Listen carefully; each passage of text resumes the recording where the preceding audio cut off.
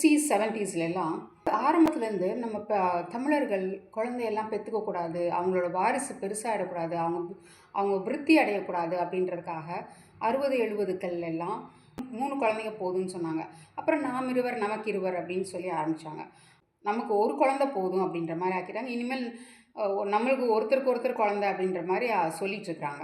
இதை வந்து நம்ம சின்சியராக ஆத்மார்த்தமாக நம்ம ஃபாலோ பண்ணுறோம். ஏன்னா இப்போ உலகத்தில் நிறைய பாப்புலேஷன் இருக்குது அப்படின்னு சொல்லி நம்ம தமிழர்கள் மட்டும்தான் இதை ஃபாலோ பண்ணுறோம். நீங்கள் தமிழ்நாட்டை தாண்டி போனீங்கன்னா ஒருத்தவங்களும் 3 குழந்தை வச்சு பெற்றுட்ருக்குறாங்க. அதுவும் நார்த் இந்தியாவிலலாம் போனால் 20 25 குழந்தை இருக்கிறாங்க. ஒரு பெண் 20 கூட பெற்றுக்கிட்டு இருக்காங்க. அவங்க மகளும் கர்ப்பமாக இருக்காங்க, அவங்களும் கர்ப்பமாக இருக்காங்க. அவங்க கவலையும் படுறதில்ல. அவங்க பாட்டுக்கு பெற்றுட்டே இருக்கிறாங்க. நாம தான் ரொம்ப கான்ஷியஸாக, ஏன்னா நம்ம படிப்பு செலவு இருக்குது, இதெல்லாம் இருக்குதுன்னு நம்ம யோசிக்கிறோம். அவங்க அது யோசிக்கவே இல்லை. இதெல்லாம் வந்து யூத்தனோட சதி தான்.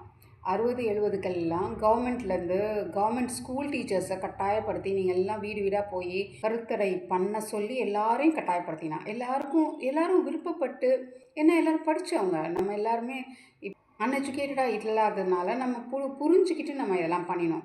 நம்மளை ஏமாற்றியே தான் இப்படி பண்ணிக்கிட்டு இருக்கான். அதனால் நம்ம குழந்தைங்க எல்லாரும் நிறைய குழந்தைங்க பெற்றுக்கணும். நம்ம வர்றவங்க எல்லாரும் நிறைய குழந்தைங்க பெற்றுக்கணும்.